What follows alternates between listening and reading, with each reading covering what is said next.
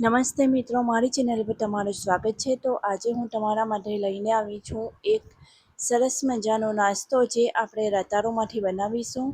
તો આજે આપણે બનાવવાના છે રતાળુના રોલ, જેને બનાવવા એકદમ સરળ છે. તો તમે એને બે રીતે બનાવી શકો છો. તો એના માટે મેં અહીંયા 5 મીડિયમ સાઇઝના રતાળુ લીધા છે. તેને હવે આપણે એક કુકરમાં રાખી દેવાના છે. એને મેં પહેલાં સારી રીતે ધોઈ લીધા હતા. હવે એને પાણી નાખીને આપણે બાફી લેવાના છીએ.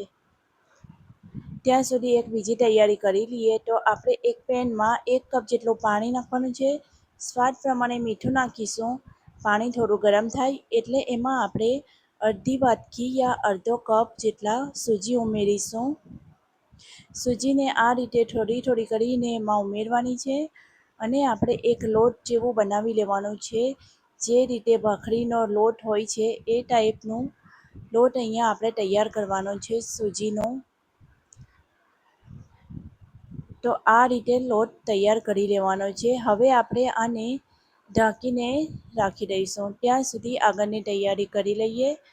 તો રતાળુ પણ આપણો અહીંયા બફાઈને તૈયાર થઈ ચૂક્યો છે. તો આપણે એને ચેક કરી લઈએ. તો એકદમ સરસ બફાઈ ગયો છે. હવે આપણે એના ચોટલાને કાઢી નાખીશું. આ થોડું ગરમ છે એટલે હું ચપ્પુની મદદથી આને કાઢું છું. તો આ રીતે બધા જ રતાળુને મેં છોલી લીધા છે. હવે અહીંયા આપણે એક છીણી લેવાની છે અને રતાળુને છીણી લેવાના છે. હવે જે આપણે લોટ તૈયાર કર્યો હતો સૂજીવાળો, તેમાં આ રીતે ટુકડા ટુકડા કરીને નાખી દેવાના છે. તમે મારી ચેનલ પર પહેલી વાર આવ્યા હોય તો ચેનલને સબસ્ક્રાઈબ જરૂર કરજો. હવે આપણે એમાં 1 ચમચી લસણ, 1 ચમચી મરચું અને 1 ચમચી આદું નાખીશું. સ્વાદ પ્રમાણે મીઠું ઉમેરીશું. 1 ચમચી જેટલો કાળા મરીનો પાવડર નાખીશું. 1 ચમચી લાલ મરચું. અહીંયા મેં 2 ચમચી નાળિયેરનું ઝીણું છીણ લીધું છે એ નાખીશું. હવે આપણે એમાં થોડો લીંબુનો રસ નીચવી લઈશું. થોડી સમારેલી ઝીણી કોથમીર નાખી દઈશું. હવે બધી વસ્તુને સરસ રીતે મિક્સ કરી લઈશું. તો તમે હાથથી આ રીતે એને મિક્સ કરી લેવાનું છે. 1 ચમચી જેટલો ચાટ મસાલો નાખવાનો છે, જેથી કરીને આનો ટેસ્ટ એકદમ સરસ આવે.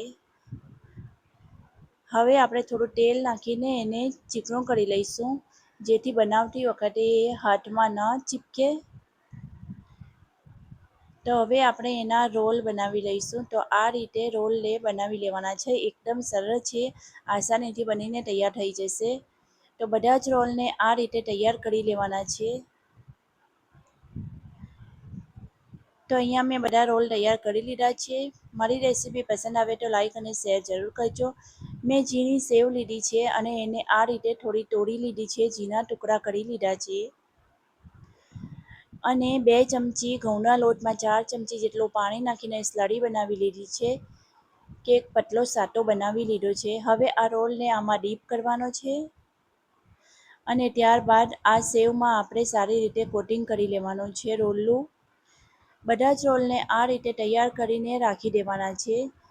ત્યારબાદ આપણે એને ગરમ તેલમાં તળશું. તો તેલને મેં ગરમ કરવા માટે મૂકી દીધું હતું. હવે આપણે આ રોલને તેલમાં આ રીતે નાખી દઈશું અને સરસ બ્રાઉન કલરના થાય ત્યાં સુધી એને તળી લઈશું. આ રીતે એને બધી બાજુ ફેરવીને સારી રીતે તળી લેવાના છે, જેથી કરીને એ એકદમ ક્રિસ્પી બને. હવે આપણે એને કાઢી લઈશું. રોલ તૈયાર છે આપણા, તો આપણે એને કાઢી લઈશું. તમે એને સેવ વગર બનાવવા માંગતા હોય તો આ રીતે સેવ વગર પણ બનાવી શકો છો. તો એને પણ તળી લેવાના છે. આ સાદા જ છે, એમાં મેં સેવનું કોટિંગ નથી કર્યું. આ રીતે બનાવશો તો પણ એ સરસ ટેસ્ટી લાગશે. તો આ પણ તળાઈ ચૂક્યા છે, તો એને પણ આપણે કાઢી લઈશું. તો મિત્રો, તમને મારી આ રેસીપી પસંદ આવી હોય તો લાઈક અને શેર જરૂર કરજો અને મારી ચેનલને સબસ્ક્રાઈબ કરવાનું ના ભૂલતા. તો મળીએ છીએ એક નવી રેસીપી સાથે. ત્યાં સુધી આવજો.